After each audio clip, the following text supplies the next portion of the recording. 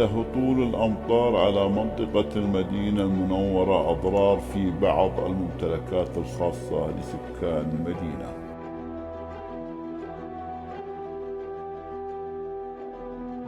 حيث انهار جزء من مبنى سكني على المركبات المتوقفة أسفل المبنى، مما أدى إلى أضرار كبيرة.